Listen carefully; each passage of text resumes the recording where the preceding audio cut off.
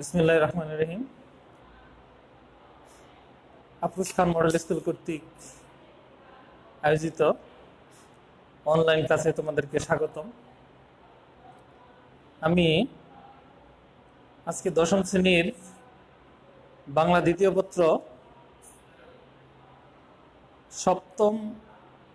চতুর্থ অধ্যায়ের সপ্তম পরিচ্ছেদ কারক ও বিভক্তি পড়াবো। দেখো,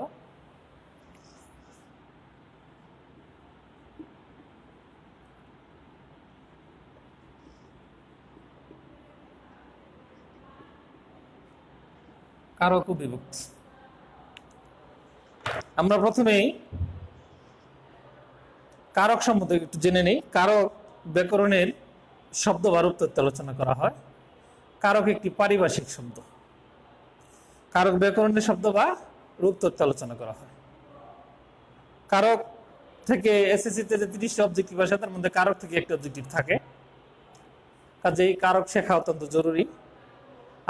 আজকে আমার এই ক্লাসটি নবম দশম শ্রেণীর উভয় শ্রেণীর শিক্ষার্থীরা অংশগ্রহণ করতে পারো, বা নিচের শ্রেণীতে সপ্তম শ্রেণীতেও কারক নিয়ে আলোচনা আছে, সেখানে তোমরা পড়ে আসছো, সপ্তম শ্রেণীর শিক্ষার্থীরাও দেখতে পারো। আমি মোটামুটি চেষ্টা করব কারক চেনার উপায়, কিভাবে কারক একটা বাক্য দেখে আমরা কিভাবে বলতে পারি যেটা কোন কারকে কোন বিভক্তি। প্রথমে আমি কারক সম্পর্কে আলোচনা করব। কারক দেখো, কারক হচ্ছে বাক্যস্থিত ক্রিয়াপদের সঙ্গে নামপদের যে সম্পর্ক তাকে কারক বলে। উদাহরণ হিসাবে যেমন মিতু বই পড়ে,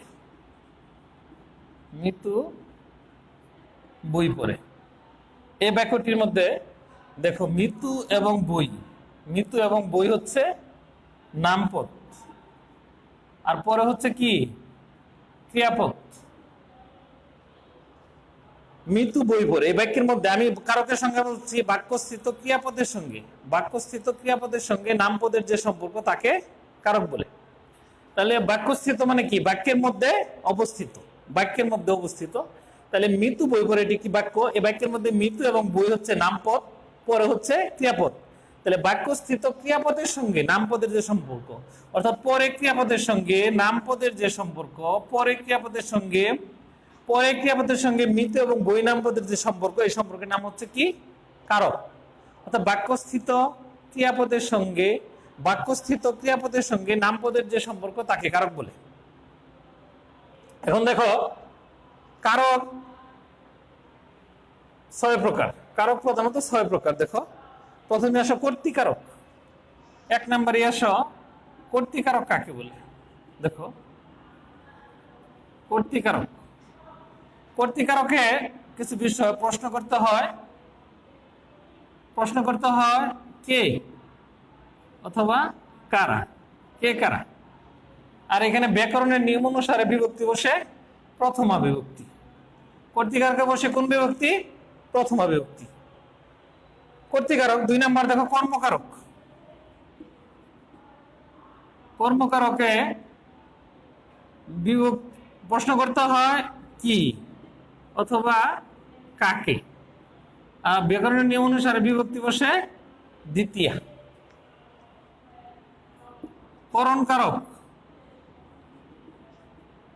করণকারকে প্রশ্ন করতে হয়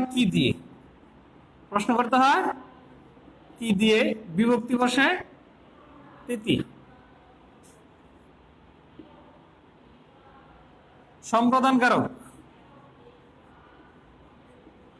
সম্প্রদানকারকে প্রশ্ন করতে হয় কাকে, বিভক্তি বসে চতুর্থী।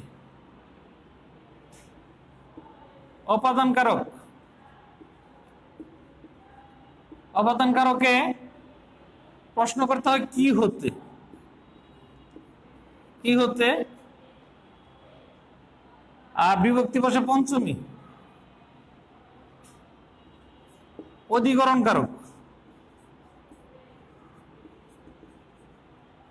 অধিকরণকারকে প্রশ্ন করতে হয় কখন, কোথায়, আর বিভক্তি বসে সপ্তমী।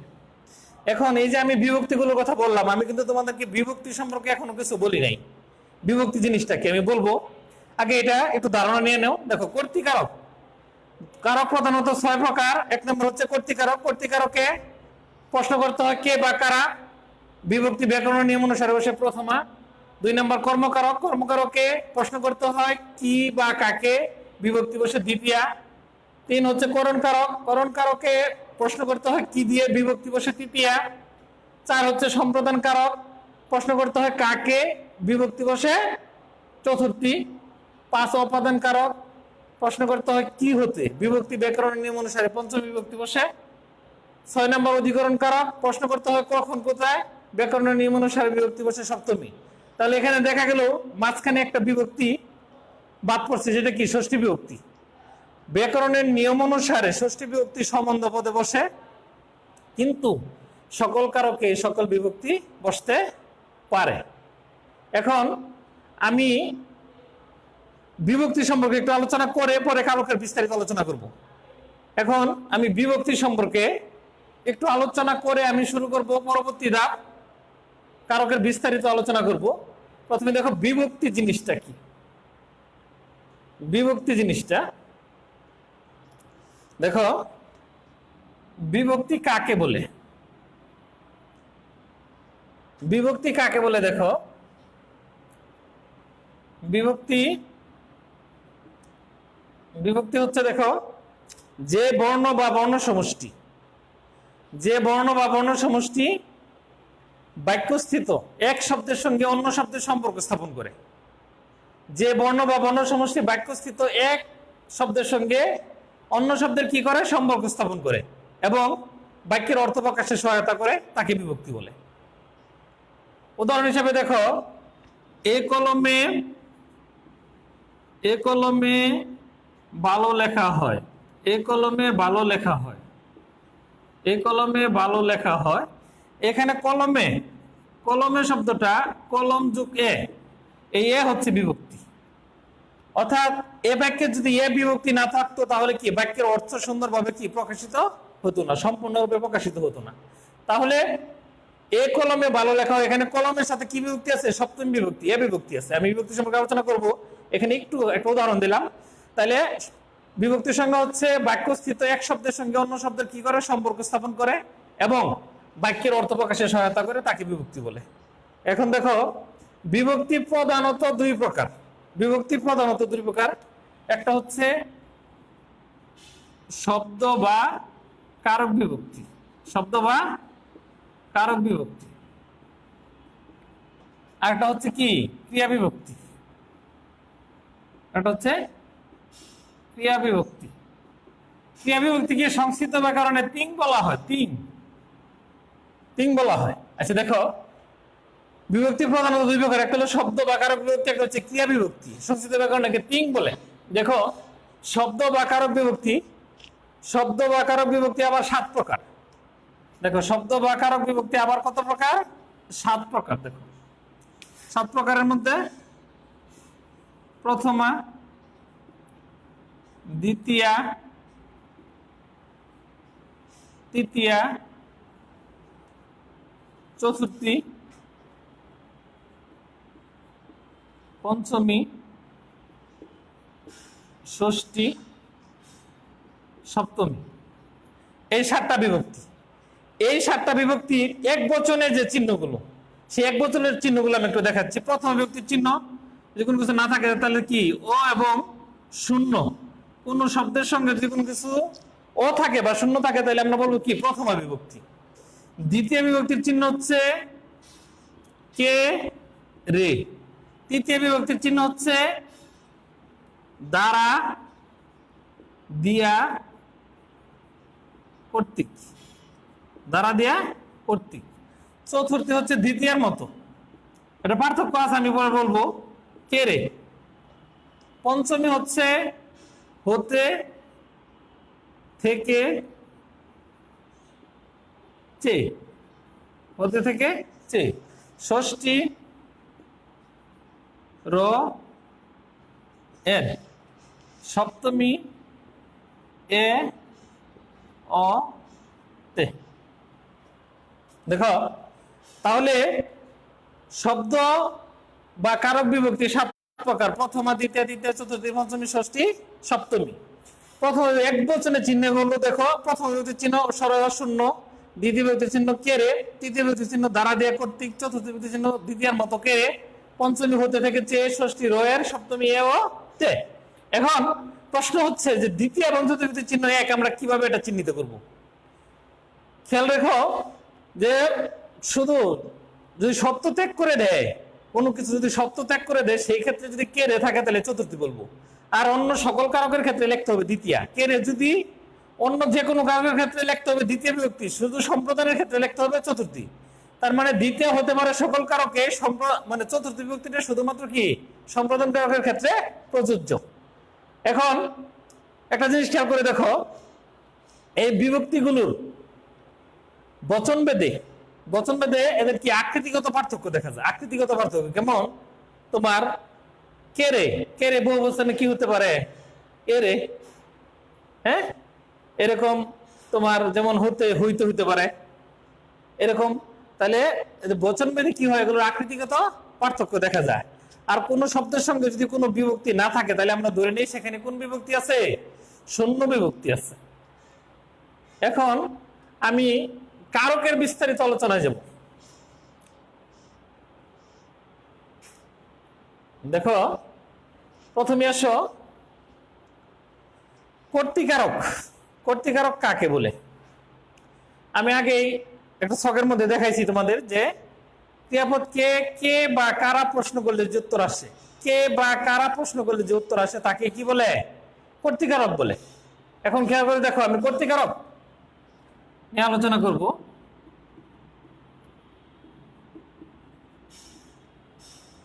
তাহলে কর্তৃকারক কাকে বলে? কর্তৃকারক বাক্যে যার সম্পর্কে বলা হয়, বাক্যে যার সম্পর্কে বলা হয় এবং কে বা কারা প্রশ্ন করলে যে উত্তর আসে তাকে কর্তৃকারক বলে। তাহলে যেমন আমি একটা বাক্য লিখছিলাম, মিতু বই পড়ে। এ বাক্যে কে বই পড়ে? মিতু। তাহলে এখানে কর্তাটা কে? মিতু। ছেলেরা বল খেলে। ছেলেরা বল খেলে, কারা বল খেলে? ছেলেরা। তাহলে ছেলেরা কোন কারক? কর্তৃকারক। আমরা কিভাবে বুঝলাম যে ক্রিয়াপদকে কে বা কারা প্রশ্ন করলে যে উত্তর আসে সেটাই কর্তৃকারক, সেটাই কর্তৃকারক। তাহলে কর্তৃকারক কাকে বলে? বাক্যে যার সম্পর্কে বলা হয় এবং কে বা কারা প্রশ্ন করলে যে উত্তর আসে, কে বা কারা প্রশ্ন করলে যে উত্তর আসে তাকে কর্তৃকারক বলে। এখন দেখো কর্তৃকারক 4 প্রকার। এটা হলো কর্তার বৈচিত্র্য অনুসারে, কর্তার বৈচিত্র্য অনুসারে কর্তৃকারক হচ্ছে 4 প্রকার। দেখো একটা হচ্ছে মুখ্য কর্তা, মুখ্য কর্তা, প্রযোজক কর্তা, তিন হচ্ছে প্রযোজ্য কর্তা,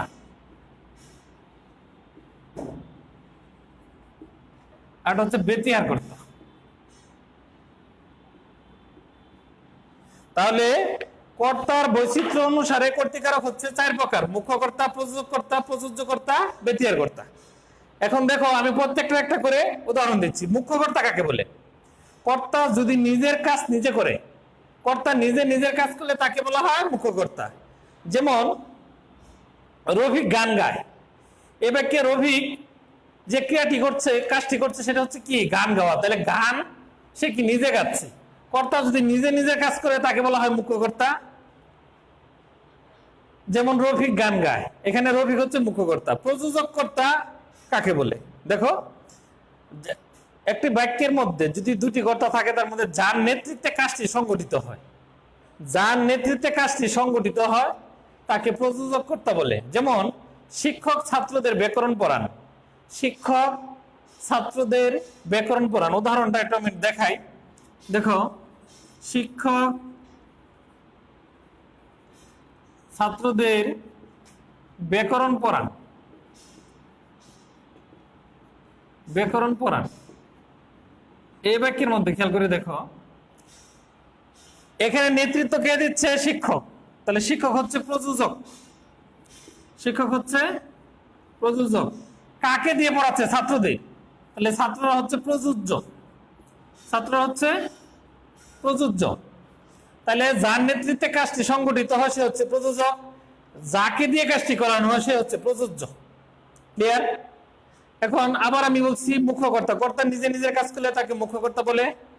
একটি বাক্যে যদি দুটি কর্তা থাকে তার মধ্যে যার নেতৃত্বে কাজটি সংগঠিত হবে সে হচ্ছে প্রযোজক, অর্থাৎ যার প্রযোজনায় কাজটি হয় সে হচ্ছে প্রযোজক কর্তা, যাকে দিয়ে কাজটি করানো হয় সে হচ্ছে প্রযোজ্য কর্তা। এখন আসো ব্যতিহার কর্তা কাকে বলে। ব্যতিহার কর্তা, এই অবজেক্টিভটা এই ব্যতিহার কর্তা দিয়ে মাঝে মাঝে আসে এসএসসি পরীক্ষা। ব্যতিহার কর্তা, দুইটি কর্তা যদি একই ক্রিয়া সম্পাদন করে, দুজন কর্তা যদি কি একই কাজ করে একই ক্রিয়া সম্পাদন করে তাকে বলা হয় ব্যতিহার কর্তা। যেমন রাজায় রাজায় লড়াই, এখানে লড়াইটা কি রাজা এবং রাজায় হচ্ছে। বাঘে মহিষে এক ঘাটে জল খায়, যদি এরূপ বোঝায় তাহলে সেটা হবে কি ব্যতিহার কর্তা। কথা ক্লিয়ার? তাহলে আমরা কর্তার বৈচিত্র্য অনুসারে কর্তা পেলাম 4 প্রকার: মুখ্য কর্তা, প্রযোজক কর্তা, প্রযোজ্য কর্তা, ব্যতিহার কর্তা। আবার সর্বশেষ আরেকবার আমি বলবো, মুখ্য কর্তা, কর্তা নিজে নিজের কাজ করলে তাকে মুখ্য কর্তা বলে। যার নেতৃত্বে কাজটি বা যার প্রয়োজনে কাজটি সংগঠিত হয় সে প্রযোজক কর্তা, যাকে দিয়ে কাজটি করানো হয় সে হচ্ছে প্রযোজ্য কর্তা, আর দুটি কর্তা যদি একই ক্রিয়া সম্পাদন করে তাকে ব্যতিহার কর্তা বলে। এখন আসো বাচ্চা অনুসারে কর্তা আবার 3 প্রকার। বাচ্চা অনুসারে তোমরা ইংরেজিতে বয়স পড়ছো, বয়সের বাংলা হচ্ছে কি বাচ্চ। সে বাচ্চা অনুসারে কর্তা কত প্রকার? 3 প্রকার। একটা হচ্ছে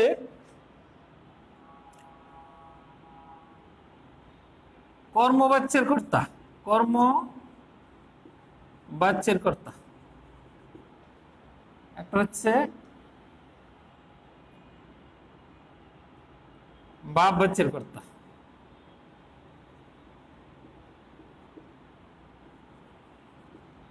আর একটা হচ্ছে কর্মকর্তৃবাচ্যের কর্তা।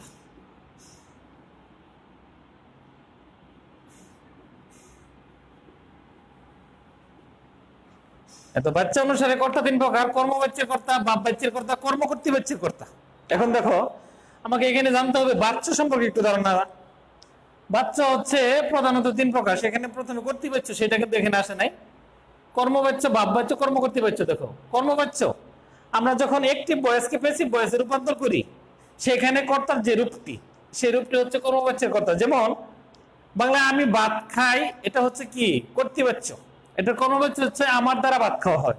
তাহলে আমার দ্বারা ভাত খাওয়া, এখানে আমার যে কর্তাটা এটা হচ্ছে কি কর্মবাচ্যের কর্তা, এটা হচ্ছে কর্মবাচ্যের কর্তা। আর বাপ বাচ্যের কর্তা আমরা জানি বাপ বাচ্চা কি থাকে না, কর্ম থাকে না, বাপ বাচ্চা কখনো কর্ম থাকতে পারে না। তাহলে আমার দ্বারা ভাত খাওয়া হয় এই বাক্যটা কি কর্মবাচ্য বলা যায়, কিন্তু এটাকে বাপ বাচ্য বলা যায় না। যদি বলি আমার দ্বারা খাওয়া হয়, আমার দ্বারা খাওয়া হয়, এখানে কি নাই, কর্ম নাই, এখানে আমার হচ্ছে বাপ বাচ্চের কর্তা, অর্থাৎ কর্মের অনুপস্থিতি থাকবে। একটা হচ্ছে কর্ম কর্তৃবাচ্যের কর্তা, কর্ম যদি কর্তার কাজ করে, অনেক সময় কর্ম কি করে কর্তার কাজ করে, সেরকম কর্তা হলে তাকে বলা হয় কর্ম কর্তৃবাচ্যের কর্তা। উদাহরণস্বরূপ যেমন বাঁশি বাজে, বাঁশি কিন্তু নিজে বাজে না, বাঁশি কি কেউ না কেউ বাজায়, তাহলে এখানে বাঁশি হচ্ছে কর্ম কর্তৃবাচ্যের কর্তা, কারণ সে কি নিজে নিজের কাজটি করতেছে, এখানে কর্মটাই কর্তার কাজ করতেছে, এখানে কর্তা কিন্তু উজ্জ। হ্যাঁ, এরকম আরো আছে। কলমটা লেখে ভালো, এখানে কলমটা হচ্ছে কি কর্ম কর্তৃবাচ্যের কর্তা। এই গেল তোমার কর্তৃকারকের শ্রেণীবিন্যাস, কর্তৃকারকের শ্রেণীবিন্যাস গেল। এখন আসো কর্মকারক। কর্মকারক কাকে বলে? কর্মকারকের শ্রেণীবিভাগটা দেখো। কর্মকারক দেখো, আমি এর পূর্বে লিখছি কর্তাকে কি বা ক্রিয়াকে কি বা কাকে প্রশ্ন করলে যে উত্তর আসে সেটা হচ্ছে কি কর্মকারক। তাহলে ক্রিয়াকে কি বা কাকে প্রশ্ন করলে, তাহলে সংখ্যাটা হচ্ছে তোমার কর্মকারক কাকে বলে? কর্তা যাকে আশ্রয় করে, অবলম্বন করে, উদ্দেশ্য করে কিংবা যার উপর নির্ভর করে ক্রিয়াপদ নিষ্পন্ন করে। কর্তা যার উপর কি করে? আশ্রয় করে, অবলম্বন করে, উদ্দেশ্য করে কিংবা যার উপর নির্ভর করে ক্রিয়াপদ নিষ্পন্ন করে, তাকে কি বলা হয়? কর্মকারক বলে। যেমন দেখো আমি কি কি বলছি? ক্রিয়াপদকে একটা উদাহরণ দিয়ে আমি পরিষ্কার করি। যেমন বাবা আমাকে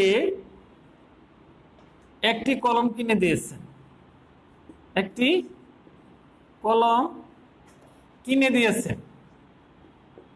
একটি কলম কিনে দিয়েছেন। বাবা আমাকে একটি কলম কিনে দিয়েছেন। দেখো এখানে কি বা কাকে প্রশ্ন করলে, তাহলে কাকে? আমাকে। আমাকে একটি কর্ম, কি কিনে দিয়েছেন? কলম।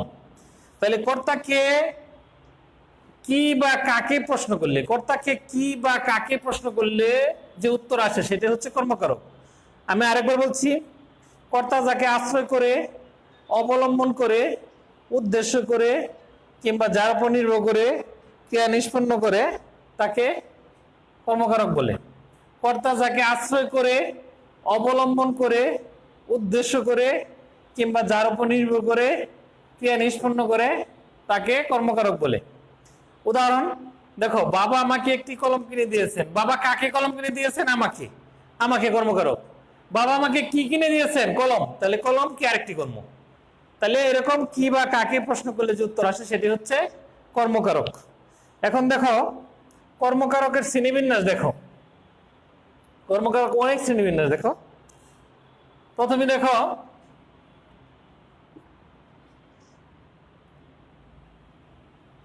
আমি দেখাবো সবগুলোই। দেখো মুখ্য কর্ম, মুখ্য কর্ম। দুই হচ্ছে গৌণ কর্ম।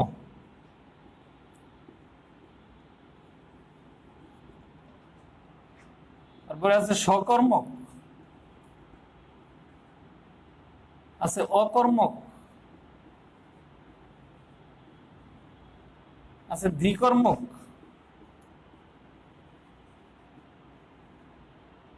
আছে উদ্দেশ্য কর্ম,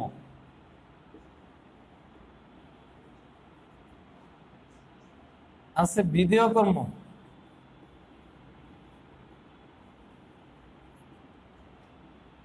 আর একটা আছে কি সমধাতুজ কর্ম।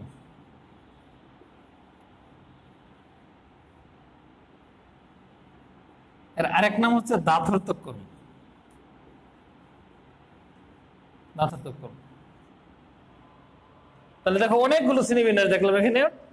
কর্মকারক প্রথমে আসা মুখ্য কর্ম, মুখ্য কর্ম, গৌণ কর্ম, সকর্ম, ককর্মক, দ্বিকর্মক, উদ্দেশ্য কর্ম, বিধেয় কর্ম, সমধাতুজ কর্ম। সমধাতুজ কর্ম আরেক নাম কি দাথর্থক কর্ম। দেখো প্রথমে আসা মুখ্য কর্ম। মুখ্য কর্ম কাকে বলে? একটি বাক্যে যদি দুটি কর্ম থাকে, এর পূর্বে আমি যে উদাহরণটি দিয়েছিলাম, একটি বাক্যে যদি কি থাকে, দুটি কর্ম থাকে, তার মধ্যে যেটি বস্তুবাচক, যেটি বস্তুবাচক সেটি হবে মুখ্য কর্ম। যেটি বস্তুবাচক সেটি হবে মুখ্য কর্ম, আর যেটি ব্যক্তিবাচক সেটি হবে গৌণ কর্ম। একটি বাক্যে যদি দুটি কর্ম থাকে, একটি বাক্যে যদি দুটি কর্ম থাকে, দুটি কর্মের মধ্যে যেটি বস্তুবাচক সেটি হবে মুখ্য কর্ম, যেটি ব্যক্তিবাচক সেটি হবে গৌণ কর্ম। আমি আরেকটি উদাহরণ দিচ্ছি। যেমন দেখো, মা শিশুকে, মা শিশুকে চাঁদ দেখায়। মা শিশুকে চাঁদ দেখায়। এখানে কাকে? শিশুকে। শিশুকে হচ্ছে কি ব্যক্তি হইলে কি হবে? গৌণ কর্ম। তাহলে শিশুকে হচ্ছে গৌণ কর্ম, এটা হচ্ছে গৌণ। আর বস্তু হলে এটা কি হয়? মুখ্য কর্ম। বুঝাতে পারছি? একটি বাক্যে যদি দুটি কর্ম থাকে, একটি বাক্যে যদি দুটি কর্ম থাকে, দুটি কর্মের মধ্যে, দুটি কর্মের মধ্যে যেটি বস্তুবাচক সেটি হবে মুখ্য কর্ম, যেটি ব্যক্তিবাচক সেটি হবে গৌণ কর্ম। কথা বুঝতে পারছো? তাহলে আমরা মুখ্য কর্ম কাকে বলি? যে একটি বাক্যে যদি দুটি কর্ম থাকে, যেটি বস্তুবাচক সেটি হচ্ছে মুখ্য কর্ম, যেটি ব্যক্তিবাচক সেটি হচ্ছে গৌণ কর্ম। এখন আসলে সকর্মক।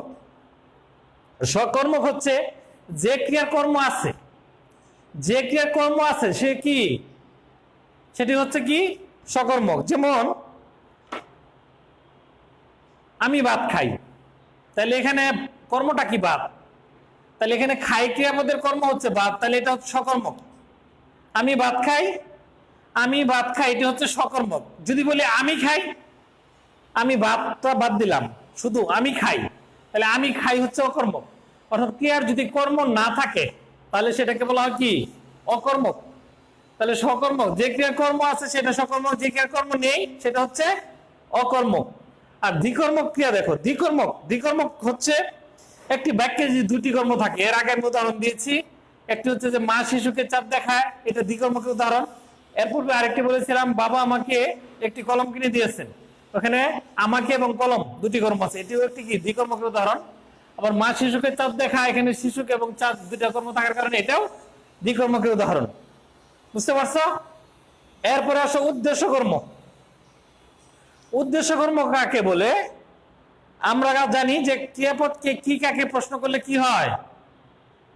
কর্ম পাওয়া যায়। তাহলে উদ্দেশ্য কর্ম হচ্ছে যদি কাকে প্রশ্ন করা হয় তাহলে যে উত্তর আসে সেটা উদ্দেশ্য কর্ম। যেমন দুধকে মোরা দুগ্ধ বলি, দুধকে মোরা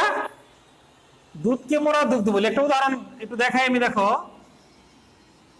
দুধকে মোরা কি বলি? দুগ্ধ বলি। দুধকে মোরা দুগ্ধ বলি, তাহলে দুধকে হচ্ছে উদ্দেশ্য কর্ম আর দুগ্ধ হচ্ছে বিধেয় কর্ম।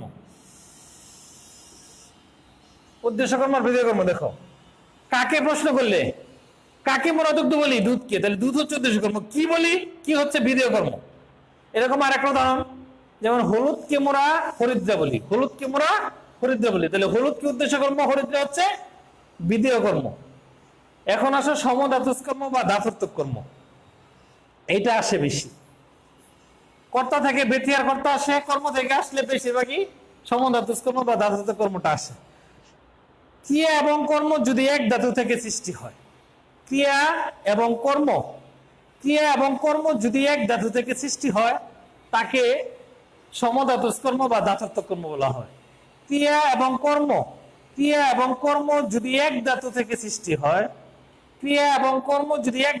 সৃষ্টি হয়, তাকে সমধাতুজ কর্ম বা ধাতুর্থক কর্ম বলে। উদাহরণ দেখো,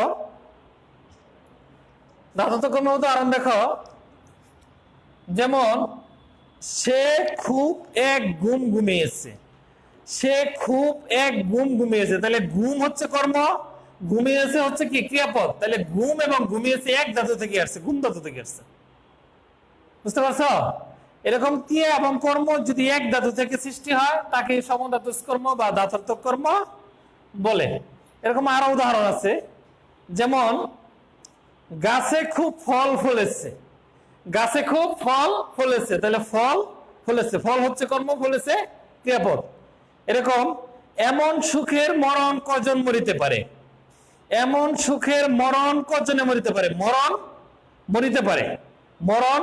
মরিতে পারে, তাহলে মরণ এবং মরিতে পারে ক্রিয়াপদ, মরণ হচ্ছে কর্ম, এটা হচ্ছে কি? সমধাতুজ কর্ম। বুঝতে পারছো? এখন কর্তৃকারক আর কর্মকারক কমপ্লিট করলাম, এরপরে আসো করণ কারকে। করণ কারক কাকে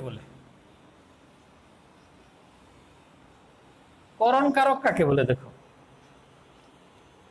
করণ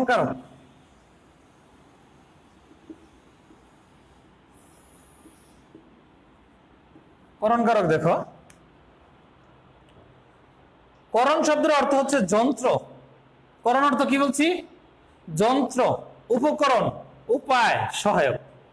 করণ শব্দের অর্থ হচ্ছে যন্ত্র, উপকরণ, উপায়, সহায়ক। তাহলে কর্তা যে যন্ত্র বা উপকরণের সাহায্যে ক্রিয়াপদ নিষ্পন্ন করে, তাকে কি বলা হয়? করণ কারক বলা হয়। করণ শব্দের অর্থ হচ্ছে যন্ত্র বা উপকরণ। যেমন দেখো একটা উদাহরণ, মন দিয়ে করস হবে বিদ্যা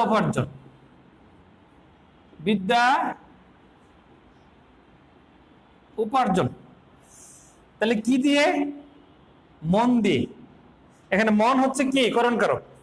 মন দিয়ে করস হবে বিদ্যা উপার্জন, এখানে মন হচ্ছে করণ কারক। এরকম আরো ফলে গড় ভরেছে,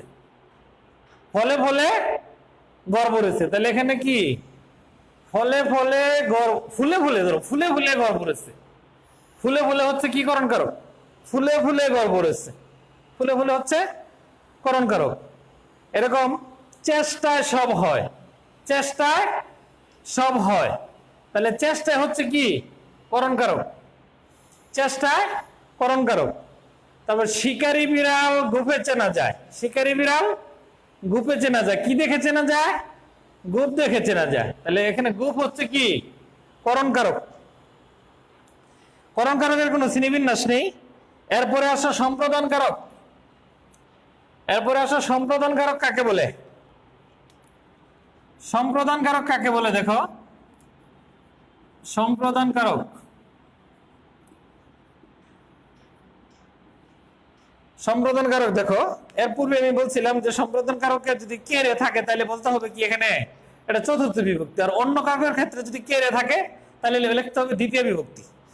তাহলে দেখো কর্তা যাকে সত্য ত্যাগ করে, সত্য, সত্য বলতে কিন্তু এই সত্য, দন্তস্বর নিচে ব আবার তন নিচে ব, সত্য, সত্য মানে কি অধিকার, সত্য মানে অধিকার। কর্তা যাকে সত্য ত্যাগ করে কোনো কিছু দান করে, সে দান গ্রহীতাকে বলা হয় কি সম্প্রদান কারক। তাহলে কর্তা যাকে সত্য ত্যাগ করে কোনো কিছু দান করে, সে দান গ্রহীতাকে বলা হয় সম্প্রদান কারক। উদাহরণ, ভিক্ষুককে ভিক্ষা দাও, ভিক্ষুককে ভিক্ষা দাও, কাকে ভিক্ষা দাও? ভিক্ষুককে। তাহলে এখানে ভিক্ষুককে হচ্ছে সম্প্রদানে চতুর্থী।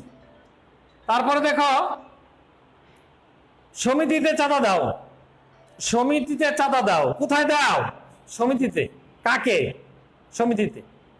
সৎপাত্রে কন্যা দাও, সৎপাত্রে। অন্ধজনে দেহ আলু, অন্ধজনে দেহ আলু, অন্ধজনে। এখানে দেহ মানে কি দাও, সংস্কৃত ব্যাকরণে কি ছিল? হয়ের উচ্চারণ ওর উচ্চারণ হওয়ার মতো ছিল। দেহ মানে এখানে শরীর নয়, এটা হচ্ছে দাও। অন্ধজনে দেহ আলু, অন্ধজনে, কাকে? অন্ধজনে, সম্প্রদান কারক। এরপরে আসো অপাদান কারক, এরপরে আসো অপাদান কারক।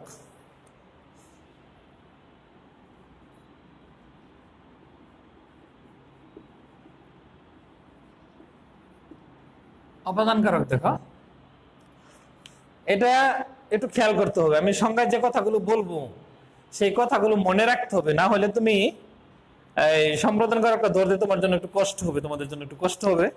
যেমন দেখো, আমি এখানে বলছিলাম প্রশ্ন করতে হয় কি হতে, প্রশ্ন করতে হয় কি হতে। তাহলে যা থেকে শুরু হবে, যা থেকে, যা থেকে কোনো কিছু উৎপন্ন, যা থেকে কোনো কিছু উৎপন্ন, সঞ্চিত, রক্ষিত, ভীত, পতিত, নির্গত, আরম্ভ, বিরত, বিচ্যুত ইত্যাদি বোঝায়।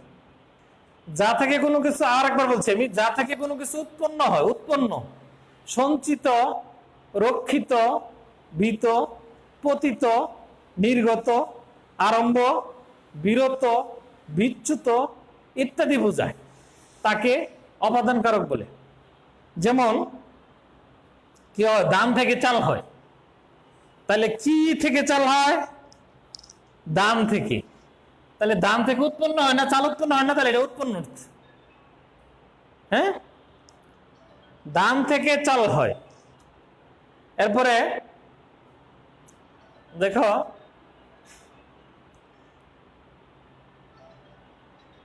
তিলে তৈল আছে অধিকরণ, আবার তিলে তৈল হয় অপাদান। দেখো তিলে তৈল হয়, এটা কি সঞ্চিত আছে না?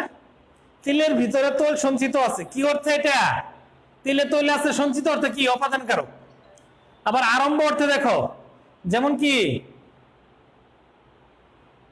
সোমবার থেকে পরীক্ষা শুরু, সোমবার থেকে, তাহলে সোমবার থেকে কি অপাদান কারক। আবার কি হতে পারে? বিরত, পাপে বিরত হও, পাপে বিরত হও, পাপে অপাদান কারক, পাপে অপাদান কারক। এরকম বিভিন্ন অর্থে কি আছে অপাদান কারক আছে, আমি কয়েকটা উদাহরণ দিলাম। এরপরে দেখো অধিকরণ কারক, অধিকরণ কারক দেখো, আমি শেষ করে দেবো অধিকরণ দিয়ে। অধিকরণ কারক দেখো, দ্রুত শেষ করে দিব। অধিকরণ কারক, অধিকরণে বলছিলাম প্রশ্ন করতে হবে কখন, কোথায় বা কোন বিষয়ে। কর্তা যে স্থানে, কর্তা যে স্থানে, যে সময়ে এবং যে বিষয়ে ক্রিয়া সম্পাদন করে, তিনটা জিনিস। কর্তা যে স্থানে, কর্তা যে স্থানে, যে সময়ে এবং যে বিষয়ে ক্রিয়া সম্পাদন করে তাকে অধিকরণ কারক বলে। কর্তা যে স্থানে, যে সময়ে এবং যে বিষয়ে ক্রিয়া সম্পাদন করে তাকে অধিকরণ কারক বলে। যেমন দেখো, যেমন দেখো বসন্তে ফুল ফুটে, বসন্তে ফুল ফুটে, এখানে কি বসন্তে? বাবা বাড়ি নেই, বাবা বাড়ি নেই, বাবা কোথায় নেই? বাড়ি নেই। কখন ফুল ফুটে? বসন্তে। বিষয় হলে যেমন সারা ব্যাকরণে পণ্ডিত, সারা ব্যাকরণে পণ্ডিত, এই বাক্যের মধ্যে কি? ব্যাকরণে কোন বিষয়ে পণ্ডিত? তাহলে কর্তা যে স্থানে, যে সময়ে এবং যে বিষয়ে ক্রিয়া সম্পাদন করে তাকে অধিকরণ কারক বলে। অধিকরণ কারককে তিন ভাগে ভাগ করা যায়। দেখো অধিকরণ কারক তিন প্রকার। দেখো প্রথমেই একটা হচ্ছে কালাধিকরণ, একটা হচ্ছে আদারাধিকরণ, আদারাধিকরণ, একটা হচ্ছে বাবাধিকরণ। এটাকে বাবে সপ্তমী বলে। কেউ কেউ কোন কোন ব্যাকরণবিদ এটাকে বাবে সপ্তমী বলছে। দেখো কারণ হচ্ছে এটার মধ্যে সবসময় সপ্তমী বিভক্তি বসে। কালাধিকরণ, কাল মানে কি? সময়। আমি অধিকরণের মধ্যে তিনটা জিনিস বলছিলাম, স্থান, সময়, বিষয়। তাহলে কর্তা যে স্থানে, যে স্থানের মধ্যে ক্রিয়াটা নিষ্পন্ন হবে সেই স্থানটা হবে কালাধিকরণ। আর আদারাধিকরণের মধ্যে দুইটা বিষয় আসবে, একটা আসবে কি? স্থান, আর একটা আসবে কি? বিষয়। একটা স্থান আর একটা বিষয়। স্থান এবং বিষয় বুঝাইলে কি হবে? আদারাধিকরণ। আর বাবে সপ্তমী বলছি যদি কোনো কন্ডিশনাল বাক্য হয়, সাপেক্ষ অর্থ প্রকাশ করে, সেটা বাবাধিকরণ হয়। এই যে এটার মধ্যে সবসময় সপ্তমী বিভক্তি বসে বিদায়, এটাকে বাবে সপ্তমী বলে। যেমন কান্নায় সুখ মন্দীভূত হয়, অর্থাৎ কি? কান্না করলে সুখ কি হয়? হ্রাস পায়। সূর্যোদয়ে অন্ধকার দূরীভূত হয়, সূর্যোদয় হলে কি হয়? অন্ধকার দূরীভূত হয়। এরকম কন্ডিশনাল বাক্যগুলো কি? বাবাধিকরণ হয়। এখন আসো এই আদারাধিকরণ কি? আবার দেখো তিন ভাগে ভাগ করছে, তিন ভাগে। এটা প্রথমটা হচ্ছে কি? ঐকদেশিক, ঐকদেশিক। আর হচ্ছে অভিব্যাপক, আর হচ্ছে অভিব্যাপক, আর হচ্ছে বৈষয়িক, আর হচ্ছে বৈষয়িক। দেখো ঐকদেশিক, এটা এখানে যে স্থানটা ছিল, স্থানটাকে দুই ভাগে ভাগ করা হয়েছে। একটা আর বিষয় যেটা সেটা বৈষয়িক হয়েছে। স্থানটাকে দুই ভাগে হয়েছে। দেখো একটা বিশাল স্থানের যদি কিছু জায়গা জুড়ে কোনো কিছু থাকে তাহলে কি হয়? ঐকদেশিক। আর যদি সম্পূর্ণ জায়গা জুড়ে থাকে তাহলে ঐক্যদেশিক। যেমন আমি যদি উদাহরণ দেই, পুকুরে মাছ আছে, যদি বলি পুকুরে মাছ আছে, মাছ পুকুরে সর্বত্র নাই, কোথাও আছে কোথাও নেই, তাহলে এটা ঐকদেশিক। কিন্তু যদি বলি পুকুরে পানি আছে, তাহলে কি বলতে হবে? এটা অভিভাবক, কারণ পুকুরে সর্বত্রই পানি আছে। তাহলে ঐকদেশিক আর অভিভাবকের পার্থক্য বুঝছো? কোন বৃহৎ জায়গার, কোন বৃহৎ স্থানের যদি সামান্য অংশ জুড়ে থাকে তাহলে সেটা ঐকদেশিক, আর সমগ্র অংশ জুড়ে থাকলে সেটাকে অভিভাবক বলা হয়। আর যদি বিষয় বোঝা তাহলে কি হবে? সেটাকে বৈষয়িক বলে, তাকে বৈষয়িক অধিকরণ বলে। আচ্ছা, কারক সম্পর্কে মোটামুটি আলোচনা করলাম। যারা আজকে এই ক্লাসটি সুন্দরভাবে দেখেছো এবং এই ক্লাসটি যারা অনুসরণ করবে পরেও ভিডিও দেখতে পারবে। হ্যাঁ, আমার মনে হয় কারকের কিছু অংশ রইল, সম্বন্ধ পথ এবং সম্বোধন পথ এবং এগুলোর কিছু প্রকারভেদ আছে, সেটা আজকে ক্লাসে শেষ করা সম্ভব হলো না, পরবর্তীতে চেষ্টা করব। তোমরা এই ক্লাসটি ফুলফিল অনুসরণ করবে এবং এটা যারা অনুসরণ করবে আশা করি কারক নিয়ে তাদের কোনো সমস্যা থাকবে না। ধন্যবাদ সবাইকে। ভালো